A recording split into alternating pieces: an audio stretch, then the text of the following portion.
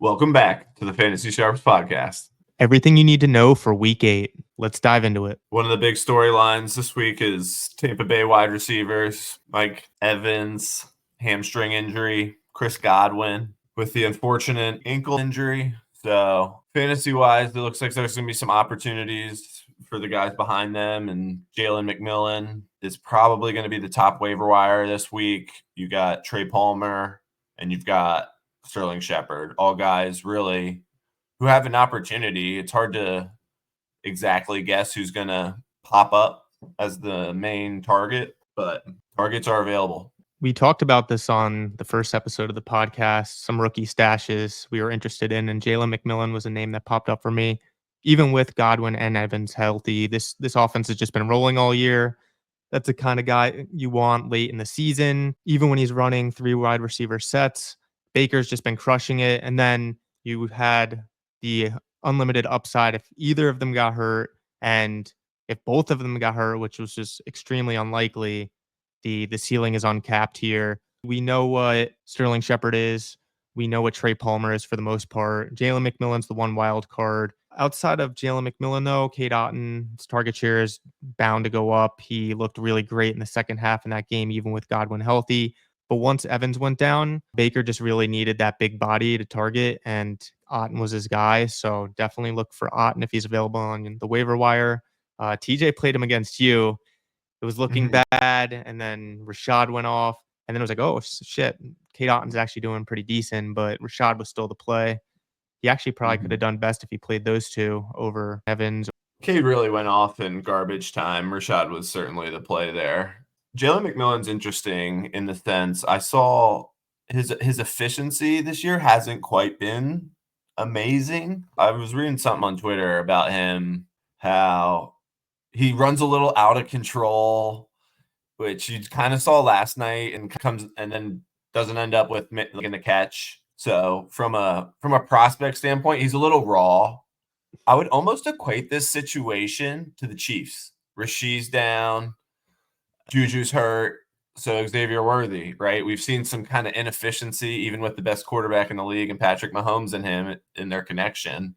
So Worthy saw about a 30% target share, something crazy, at 8 targets and only 3 catches. Almost a similar game to Jalen McMillan here. So I just think they're super high upside plays, and maybe the floor isn't great on them, but in today's fantasy environment with wide receiver injuries, they're as good as it's going to get from a lot of options. So only 22 years old, super talented guy, solid in college, and now Baker's going to need someone to throw to. So definitely someone you're going to be adding this week. I unfortunately have $0 left in our league, so good luck. Yeah. If you've got any money left. Another team with some injury concerns at the wide receiver position are the 49ers, and Brandon Ayuk going out with the nasty knee injury, unfortunately. Thank God he got paid in the offseason.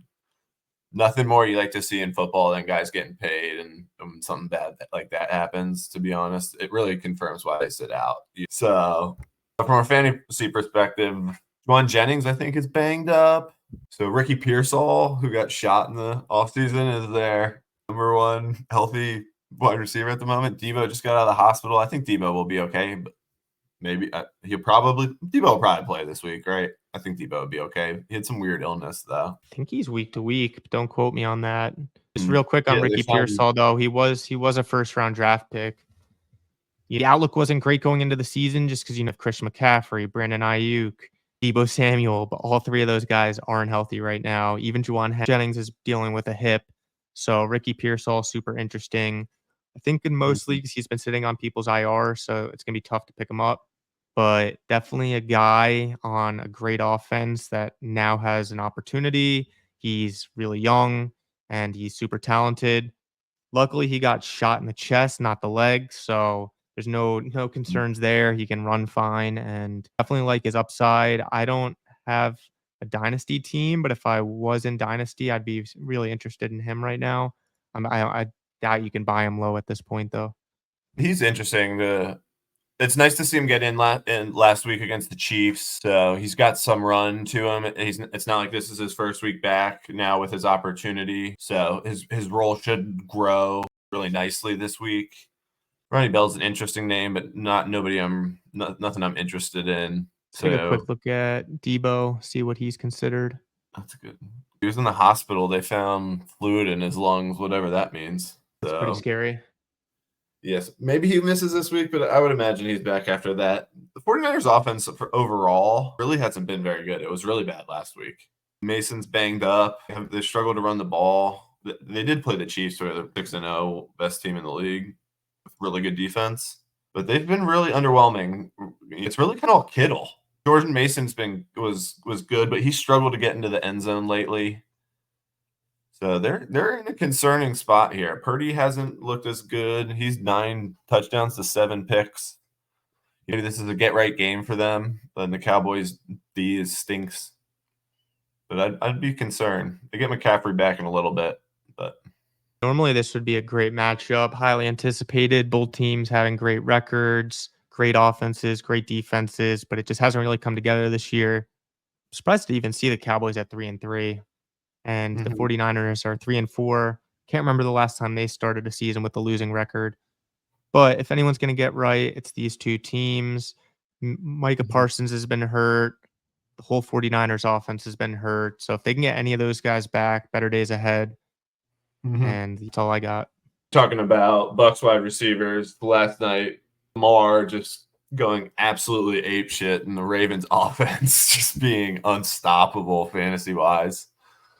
Lamar's running and gunning. There's so much to love about the Ravens offense. Derrick Henry is the best running back in the league, the best running back of the decade, a great pounder to Lamar's edge runs. Justice Hill is a little mix up, who's looked decent. Rashad Bateman bursted onto the scene last night. I actually sent Max a sneaky trade, Christian Kirk for Bateman before the week started. I'm so mad that he didn't respond to me because Bateman went crazy and looks good. Zay's banged up. That was one real reason I sent the trade too. As I was like, if Zay gets hurt, Rashad Bateman could legit be a league winner at wide receiver with the way Lamar's playing. And Zay Flowers got hurt last night, but I'm I always think a he'll year be early okay. or a year late. I sat on Rashad all year last year and he didn't do shit. There were Now he's some looking really like a good gem. metrics. Sorry not to cut you off. There were some really good metrics I saw on Twitter. He was just getting really good separation. He's just kind of forgotten name in the offense. They target the tight ends a lot, so it was hard to be like super bullish on him. But he's a high draft pick in his third year now. Third year wide receivers break out just like Nico. He's the Nico draft, so he looks really good out there, and he's looked way more polished, ascending guy. He had a really nice touchdown last night. His depth per target is strong. Zay struggles because Zay catches a lot of passes behind the line of scrimmage, which full point PPR, half point PPR, you're not super happy with that from your wide receiver. It's a high injury play. I don't think he got hurt on that play. He was getting a lot of jet sweeps and stuff. It's a concern sometimes with how many wide receivers are getting injured this season. That was a good call. Matt, like it sucks when you have people in your league like that just don't even look at their trades. Max's last place, I just don't think he was all that worried about making a trade. That level is like a bench guy. Like, what are you talking here? But we play 3 wide receivers and 2 flex. So Bateman's got 300. He's got 400 yards and 3 TDs. That's pretty good. It was a year early on Derrick Henry, and Chompy mocked me for taking him in the third round. Derrick Henry, remember that? And then Bateman sat on my bench all year last year, but the boys came through, and I will never have any ill will against them ever Yeah. again after last night. Pimo had a tremendous night last night on BSS. Only a little $3 contest, but 4,000 entries. And in terms of poker, you usually look at the amount of buy-ins for first place. And it's usually good first place in poker, be 100, 150 buy-ins. This was over 300 buy-ins, which is crazy. It's so tough to win a contest like this, but just everyone really came through. Rashad White was only 4% owned. Just went really overlooked with Bucky. People were even getting cute with Sean Tucker. And Bucky did fine, and a lot of Bucky lineups did well, but this was really the true separator right Mhm. here. Like everyone had Lamar, Was everyone Bucky had more Derrick expensive? Henry. Was Bucky more expensive? Yeah, by $100. Way more popular too. And Mhm. don't get me wrong, I think I finished with 17% Bucky, 21% Rashad. and that was just a little bit of a leverage play, having slightly more Rashad. But Mhm. I was just looking at the running backs, and the optimizer kept spitting out J.K. Dobbins and James Conner in every lineup, and it makes sense. Those are the two guys you would want, especially if you're going Lamar. You think that Lamar and Derrick Henry have negative correlation, but Derrick Henry caught a touchdown last night, which just really helped. And then Rashad, I viewed him like Gibbs this week.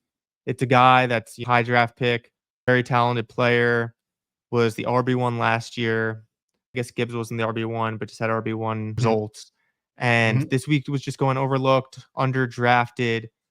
But when you look at the lineup, they were simming well in the solver. And when you look at when I looked at this lineup, opposed to having J.K. Dobbins and James Conner, I like this build. I've got Henry, White, and Connor. And then instead of just going all alpha receivers like everyone else was doing with Evans, Marvin Harrison, maybe even Evans and Godwin, because it was trying to stack those two a bunch. And don't get me wrong, I had a bunch of those lineups, but this one just really came together really nicely. Had really Mhm. good leverage. I've been learning a lot about leverage lately. And I was just like, I'm ending up with so much Dobbins. So I need to build a bunch like some other lineups that are centered around more under-owned pieces that have high ceilings. But yes, overall good week. Been sniffing these results for the past couple, and just haven't been quite hitting it. So it's nice to get a first place, and we'll move on. But yes, Rashad is my homie for life. I like that comparison to Gibbs, really. They've kind of their suppressed value. Monty's been stunting. Bucky's been ascending. Watching the Bucks all year, having Bucky on my team, Rashad's leader. He's the oldest guy in the running back room. Sean Tucker's a young guy. Bucky's a really young guy. There's something to be said for that. He's kind of leader in that room. And as soon as he was ruled healthy, DraftKings, all the sharp money came in on Rashad. So it was very evident to me that Rashad was going to play a lot last night. And I felt like he was going to have a good game. That game there's 72 points in that game last night between those two Jesus, teams. that's So insane. we probably Another won't see that again. But the Bucks have a really good offensive line too. Another point from watching them all year long. Yeah, you got to imagine they shift to the run a bit more moving forward. I don't think Yep, that the backup wide receivers just immediately become Mike Evans and Chris Godwin. So it's 100%. something to be said if you're a Tampa Bay Bucks running back owner. But just one last point on Rashad and Gibbs. I was watching this thing from Al Zeidenfeld earlier, and it was old. He doesn't upload videos anymore, but I was still just trying to brush up on some strategy. And it's very undervalued or underrated how important it is for your running back to catch balls like a Rashad White or a Jameer Gibbs, because they're projected over the long run. He had a percent for each threshold, but if they get 5 to 6 targets each week, they'll hit 20 points on DraftKings 60% of the time, even if they're not getting a ton of carries. Maybe let's say 15 to 20 carries. But if they're getting 20 to 25 carries and they get that target share in the pass game, they're hitting it 75% of the time. And then if you get a guy like Bucky, or maybe Bucky's not the perfect example, but a guy that's maybe only getting like 5 to 12 carries, but they're still getting that 3 to 5 targets a week. And the more you drop down the thresholds, the lower the percentage drops. But because they're getting those targets in the pass game, their percent of hitting 20 points on DraftKings still is something really high, at least 25%. Mhm. So it's something to really be considered. Someone like James Conner, he worked out in this slate because it's a small slate. There wasn't a lot of points to go around. There's a lot of weeks where James Conner, or a guy that just doesn't catch a ton of balls, he might have 2 touchdowns and he still only gets you 20 points. Whereas a guy that has like catches 50 yards, it just increases their floor so much. So Al was just Mhm. hitting all these points about that. And I think that's just something to be considered when building lineups moving forward. Is just my guy Mhm. catch balls? And if not, he's got to have a lot of volume to support it. You got to be expecting some touchdowns. You need touchdowns and 20 to 25 carries if they're not getting passes. Mhm. But you can get that lower volume guy if he's getting the Mhm. passes. James was the whole offense last night because Kyler was poopy and nobody did anything else. Did catch 2 passes, but he's a good example. He hasn't done a ton in the passing game this year. Gibbs and Rashad. What about the Rams trades? the trade rumors. Cup and I think Stafford's name's getting thrown around. Rams are in a tough position, 2-4 in the division. Puka's window just opened on IR. I don't know what they are. The way I see it, you just won a Super Bowl not that long ago. You're good for a long time. The Jets won the Super Bowl. I'm happy probably till I die.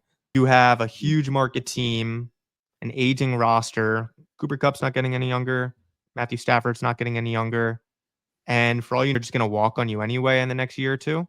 So I think you got to capitalize now, get some trade assets. Maybe just go for a complete rebuild. Aaron Donald's gone. You're only 2-4. Your division's really good. Take a few years, build some draft capital. You've got McVay. You've got some sharp minds behind the scenes. I think just load up. I think it's time to move on. Send Stafford to someone who really needs him. Maybe I wouldn't even say the Dolphins at this point because they're so far out of it. But do you have any teams in mind that would be a good fit? Dolphins would be nuts. Stafford, Tyreek Hill, and Jalen Waddle. I love that idea crazy. until a record just doesn't support it at this point.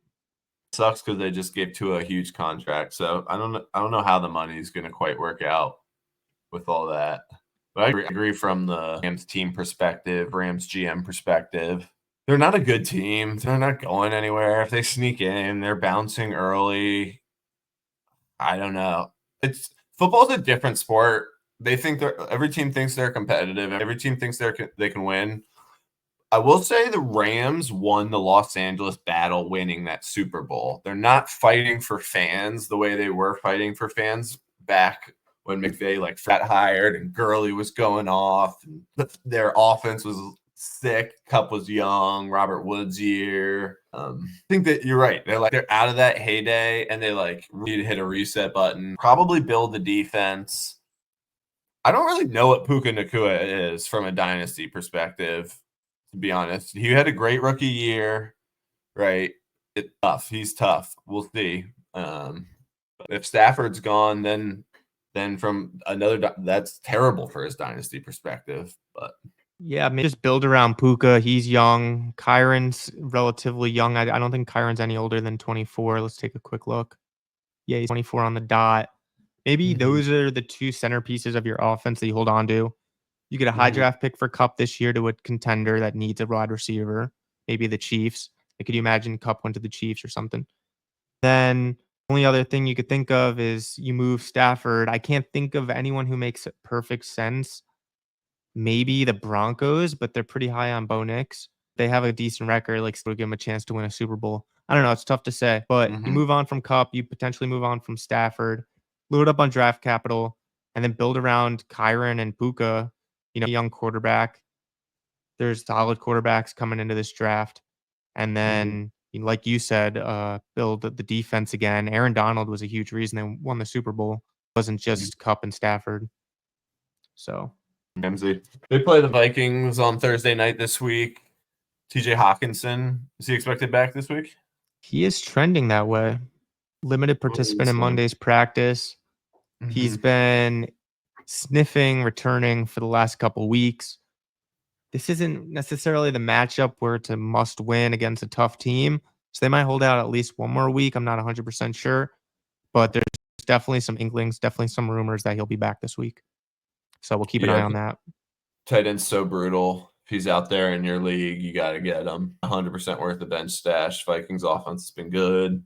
He's probably a week away, and then you got another week of a limited workload. 2-3 weeks away from potentially getting a full TJ Hawkinson. But a high upside tight end at a position that is very bad. He was a beast last year for me until he got hurt. That might have been the difference of me winning it all, honestly. Well, I wouldn't say that the Chompy's team was so sick, but maybe at least going to the championship because I just barely lost to Max when Brees exploded. But I lost Hawk and I lost Christian Kirk. And I know Christian Kirk's been frustrating for this year, but he was a beast last year. Yeah, I had Hawk the year he got traded from the Lions to the Vikings. He had some games on the Lions, but was very inconsistent that year. And then he was awesome on the Vikings with Kirk Cousins down the stretch. They just really tried to get him the ball. He was really good. And he went off in the championship. And when I won it, that was last year. I won it 2 years ago. Definitely one of the highest upside, highest ceiling tight ends in the league. He just hasn't been healthy. Yeah, you know, Darnold's tendencies aren't going to be the same as Kirk's. So does he target Hawk the same way? They get Jordan Addison there, a One's guy who should been be somewhat ascending. serviceable. Sorry. But no, yeah, Hawk is as good as it's going to get potentially from the tight end position down the stretch towards your playoff run. Definitely a guy you'd like to have in best ball if your two tight ends have been crushing it and you have him as like a third one-off guy for the late stretch. Whole Vikings outlook just looks good. Sucks as a Jets fan to see Darnold doing well, but I don't hate him whatsoever. Definitely happy for him. Their Lip and Stafford were linked to the Vikings. Kind of an odd link. But. It's an odd link. I could see Cup. Cup be interesting. Rams have no reason not to trade Cup to the Chiefs. That'd be a really interesting one. Imagine Cup and Kelsey. That combo would be really cool. Yeah, the Chiefs really seem like they need something. Haven't been the same since Tyreek left. On Worthy, I think Worthy's a great buy low. He's one of the best buy lows in the league. If he catches that ball, right? If he catches the deep bomb, he's 4 for 8, but he finishes with like 20. I think he had 8 targets last week, only 3 catches. We mentioned him with McMillan, but I think he's a great buy low. Even if they do get a guy, should open stuff up. It can only get better, too, for a player like Worthy right now. He has 4 touchdowns on the year. They're using him in the red zone. He's getting in the end zone fine. So the production side of things can only get better than what it's been. And he's still been okay. He's still been like wide third. I think he's a top wide receiver 33 or like 35 half-point peak. Very serviceable in 3 wide receiver leagues, right? Wide receiver 3, 12 teams. But so I think he's unbelievable. Unbelievable how low volume he's getting, but he's in a reasonable target share. Well, it's gone up since the injuries too, right? Each week, right? Increase. And production hasn't followed it yet, but that should come. And it can only get better. It can't get worse. He was a leverage play from ETR last week because Juju Smith-Schuster was the chalk cheap wide receiver play. Everyone was on Juju. Juju failed, so this was a great leverage play, but unfortunately it failed as well. You just had to fade the Chiefs pretty much all together, other than Kareem. Yeah, it was Kareem offensively. Cole scored. Kareem, a great waiver wire pick. How much did you spend on him? 90? 90. I told you he's going to have the redemption story on the squad. I'm just glad I didn't drop too much money on Carson Steele. And he got me one decent flex week, but this was definitely the play. Got him in another. Love him like a brother. Carson fumbling didn't help his cause. From a team perspective, it just shows how hard it can be to be a rookie and make your way onto a team. And you fumble, you're in the doghouse. Holmes ain't going to trust you. He doesn't receive all that well. I think really his pass protection was a question mark. 3 fumbles, 2 lost. I didn't know he fumbled 3 times. That's not good. That's why he's gotten completely. Yeah, Kareem isn't like crazy efficient. He doesn't look crazy explosive, but he's good in between the tackles. He gets the tough yards. He picks up the first downs, and he can finish at the goal line. He's not easy to bring down. He finishes forward a lot. I've noticed that. He kind of gets every once in a while, maybe he'll break one. I think it's Kareem's longest run on the year, longest play on the year is 12 yards, 15. 13. But elite volume. And he's caught some passes. His receiving's been okay. He didn't turn him into big yards yesterday, but he's getting a couple targets in every game. Just raises that floor just a tad. Who's leading the league in receptions right now or targets? Maybe Breece Hall? On a per game basis, it's Malik Neighbors. No. Total? I meant running backs. Kamara? Achan. Sure, that's a good call. What do we got up next here? Yeah, the Patriots and Jets was a game we wanted to talk about. Just Drake Mays bursting onto the scene, kind of made our pass catchers relevant. You're the Hunter Henry curve. He's ascended. He had a great week against the Jags. Demario Douglas. Who else is in that crowd? Jalen Polk, been inefficient, but May look serviceable. He's going to make some guys relevant here. Yeah, this is just a function of the rookie leaning on their tight end. As soon as that switch was made, his targets just went way up.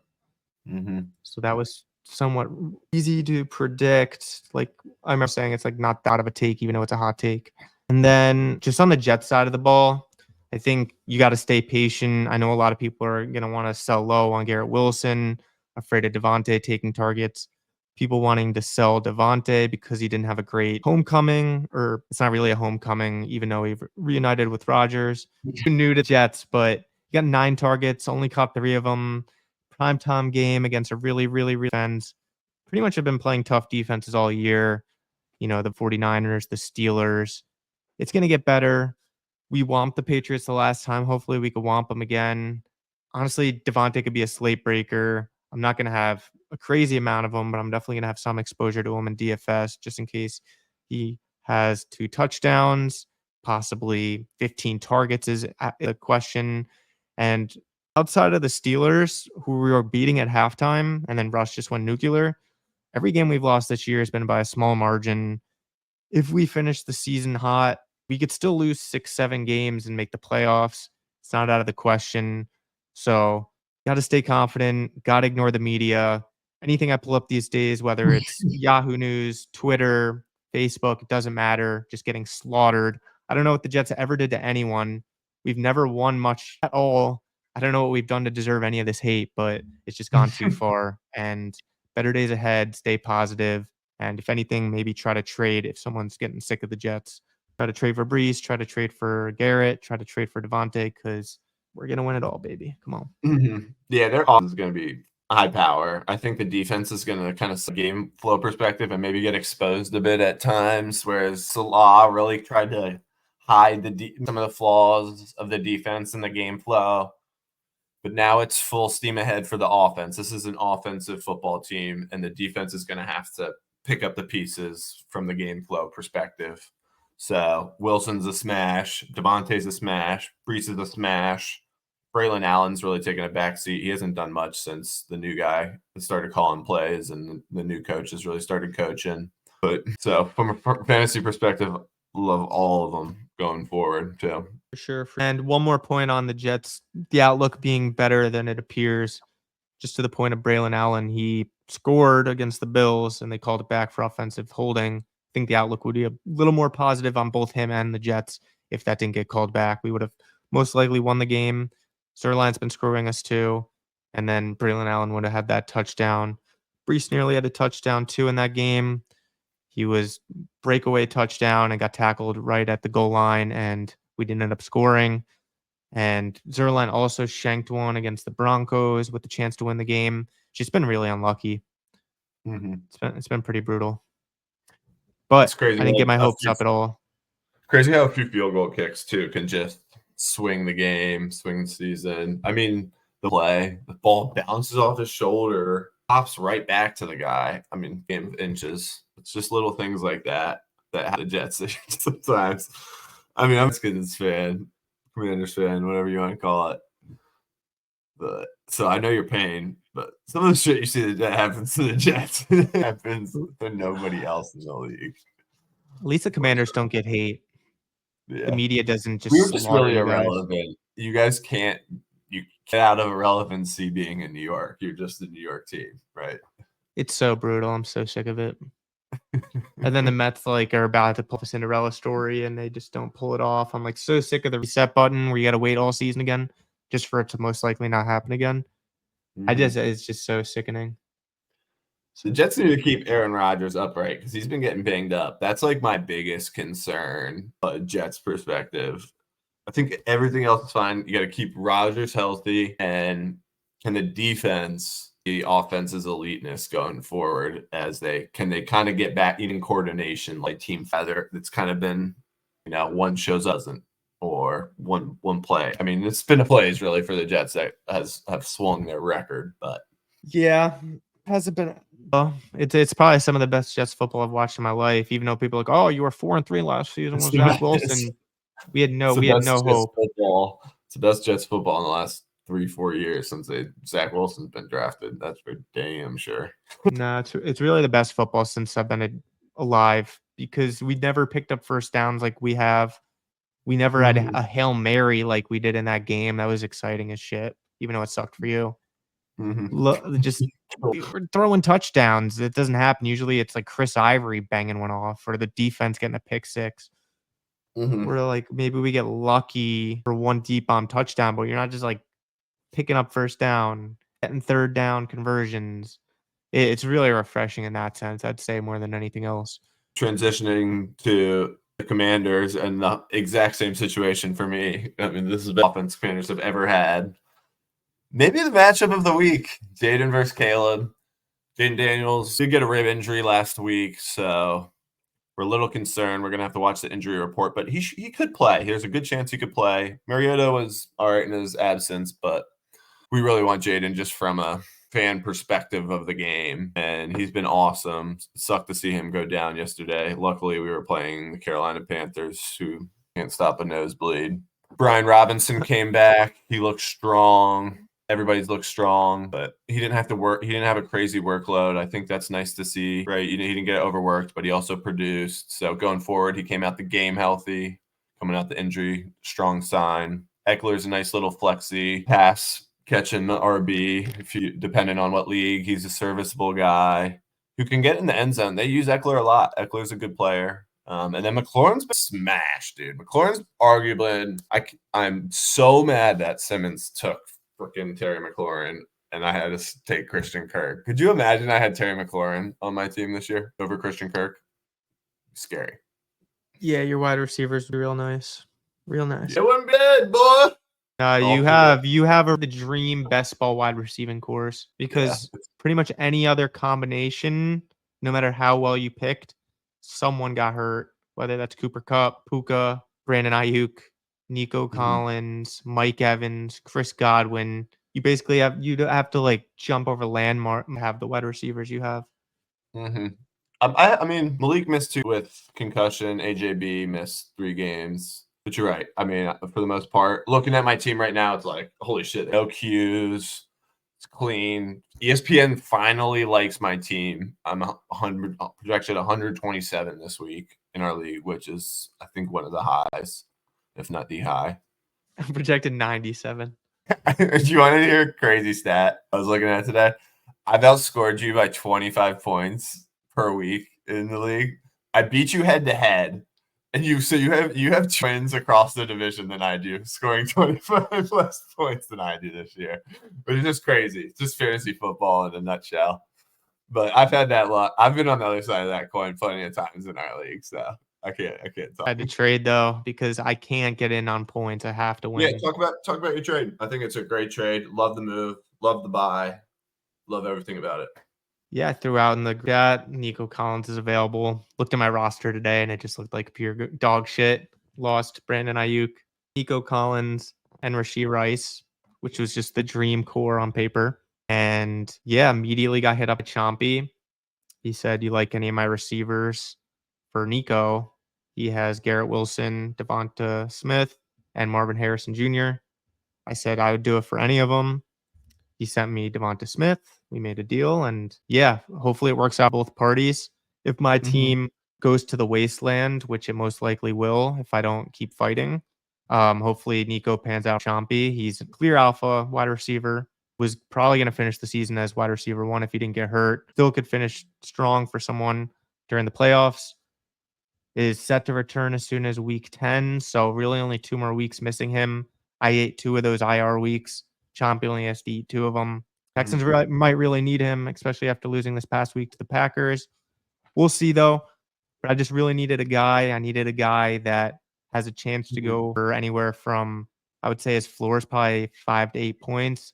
I think he even went below that this week, but his floor is pretty reasonable. Pull up our league, too. Pull up the standings, because this is a good point that in the position that you're in, and also who you just made a trade with, is another really interesting point of this, is you guys are both in a position where you both need wins. So you potentially just took a player off a guy's team that needs wins, who's right in the same standings as you, and you're giving him a player who's going to miss 2 weeks plus a bye, a minimum of 2 weeks. We're not super sure that's all it is. So a little risk there. And Devontae Smith's a buy low. I don't know if you could have gotten a better piece, right?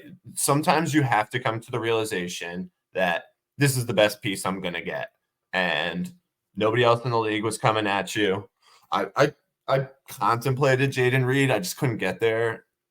I don't know. You sent me Malik, so I saw it. But I just My team was I looking swear to good this week. God. So I just didn't touch it. Really. But I hit you. What did I say? I sent you Bucky and Kirk like right away when Nico got hurt, right? I think. Just Kirk. And I actually almost considered it just because my Mm-hmm. team was so down bad in terms of injuries. But the only Mm-hmm. other offer I got was from Guider. He offered me Tank Dell and Dallas Goddard for Nico Collins and Evan Ingram. I was like, I don't think Yeah. I can get there. And then No, I that was too almost much. Tomby came to me almost immediately, but I was just about to get ready to start sending out some offers. I was gonna potentially send one out for Devonta Adams. I was potentially gonna, I shit you not, send one out for Jaden Reed. And other than that, there wasn't a ton that made sense. Like I couldn't sell him to the Diggs team. I just, Mhm. yeah, I don't know. It came to me pretty quickly. He sent the offer, and it just kind of worked out pretty quickly. Yeah, I love it. And look at the teams behind you in the standings is me, Ping, TJ Daniel, all teams with tons of points, tons of point potential still. Their teams look pretty good. So, Chumpy's got a sense and you just made it tougher and you helped your team for the time being. It's a week by sometimes you have to take it week by week, right? It's just a week by week process, just like the league. You can't always head. Sometimes you want to. If I'm Curly, who's first place with a bunch of points, right? I'm beating him by only like 11 points or points. That's nothing. That's 1 week, right? 20 points is like 1 week, but it's a good move, right? Looking Yeah, I at it didn't now, realize I have the you didn't least think amount of about it. points. That's crazy. You didn't think about it like that, really. No, I did. I definitely thought about it like that, but I For didn't sure. think about it like in terms of Tommy being neck and neck like that.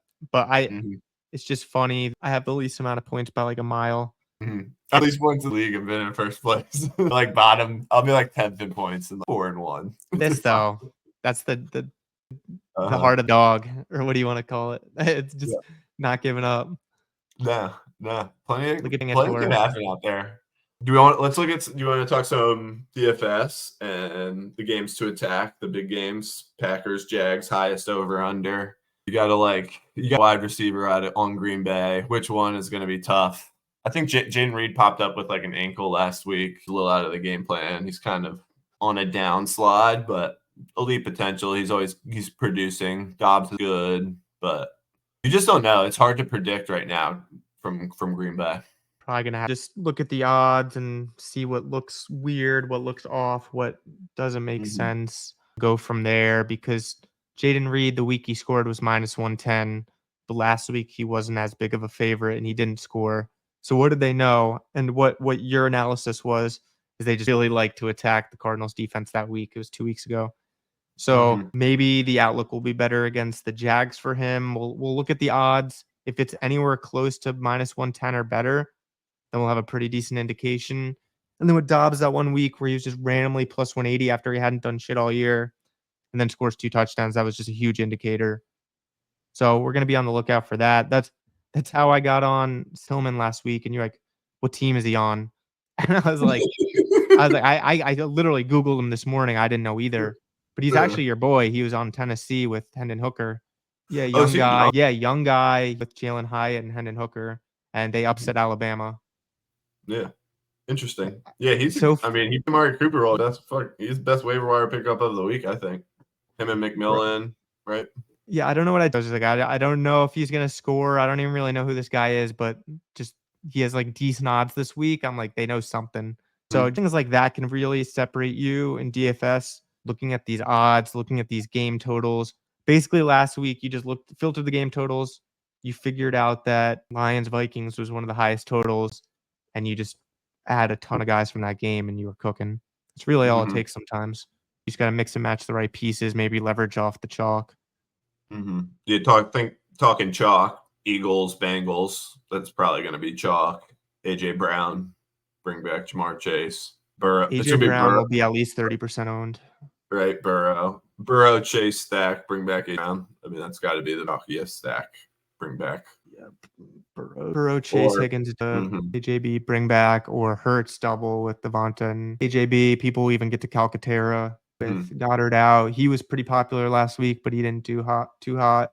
So he could be someone to go back to with a lot of people thinking he's not going to be as good this week, but better game environment for sure.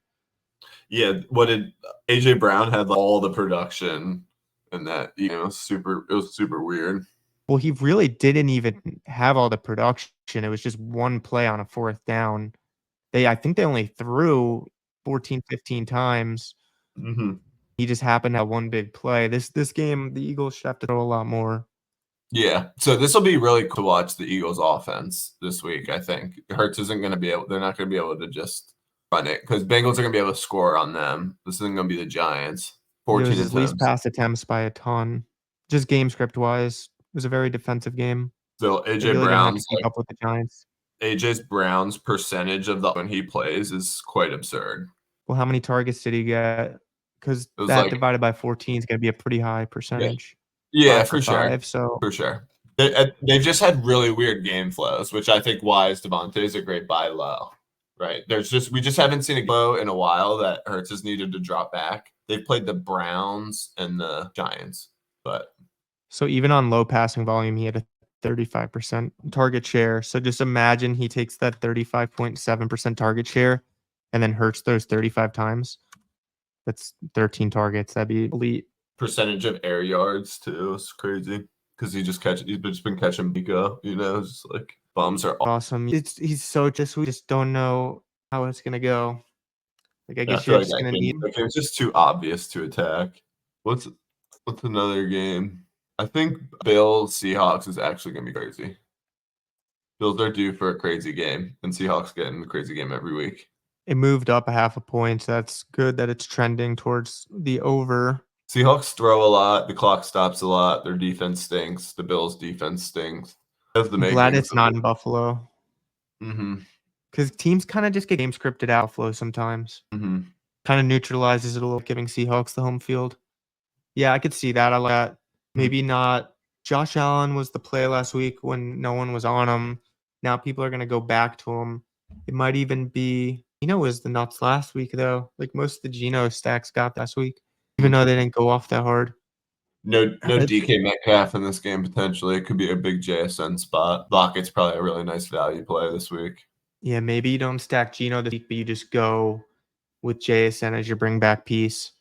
And then Mm-hmm. either double stack Josh Allen, or you could use this game as your secondary stack. And instead of including either of these quarterbacks, A, because Josh Allen might be too expensive, and B, because Gino might not have his true ceiling without DK, maybe just do a mini correlation with JSN, James Cook, assuming Mm-hmm. that the Bills go up and the Seahawks have to throw. That could be the story you're telling yourself. Or maybe you go Amari, Dion, you don't pay for Josh Allen, but you get the production from his wide receivers. Then you go for a cheaper secondary stack for your quarterback. There's a lot of ways to play this, but I Mm-hmm. think you're not wrong that you're going to somehow have to mix some pieces from this game, the Bengals Eagles game, and then probably the Jags Packers game. You're probably going to need some kind of mix of those games. You're going to have some leverage off the chalk, whether that's Devonta and no AJ Brown. Maybe you fade Jamar Chase and you go T. Higgins. Maybe you fade both and then you just go with 2 other alpha wide receivers that are projecting closely. And then maybe there's a guy down in the dumps down here that you're gonna mix in as your cheap wide receiver. It might be one of the Bucks wide receivers, so we're all gonna be underpriced on DraftKings this week, but they're gonna be super popular. You got the Browns guys who have the void of Amari Cooper, who are also gonna be super popular because Deshaun's gone. Now there's some upside if Jameis plays. So lots of ways to go this week. I wouldn't necessarily dex off the Browns or the Bucks, but those are just some cheap one-off pieces you can consider. Going to be popular though. So, and then one other is just on point of Panthers, Commanders potentially being game of the week. I was reading this article. Panthers, Bears, What did I say? Oh yeah, Panthers. yeah. Just one more thought on Commanders Bears game that we were just talking about. How it could be potentially the game of the week. I was reading this article about how teams after their bye week like to make a lot of changes. The Cowboys after their bye week last week, CD had one of his highest ceilings games because they shifted heavily from the run to the pass. Teams tend to make their biggest adjustments coming out of the bye, and people still played the team the way their offense has been playing all season. So something I could see, my hot take of the week, Hunter Henry 2 weeks ago. Last week it was Dalton Kincaid, which failed. What the hell's going on with him? I don't know. But this week, my hot take of the week is coming out of the bye week. I think the Bears are going to try to find ways to get Rome more involved. Mm-hmm. I don't know. What do you think about that? Yeah, he's missed on a few plays. Otherwise, the storylines could be different. I like that call. Washington's defense stinks. You attack our secondary, although I mean it's hard to say with Panthers of recent. I do like that. Grums do. Yeah, I think it's the There's a week lot for of Rome. weapons. Dan Moore's gonna be popular in DFS this week. I think Rome's a really nice high upside leverage play for a cheaper salary. But yeah. Do we have any other topics? We're going on 53 minutes. No, that's it. All right, that's all we had for you guys this week of fantasy football week 8. Tune in next week for another week of the podcast, and thank you for watching, and see you next episode. Yeah, we are.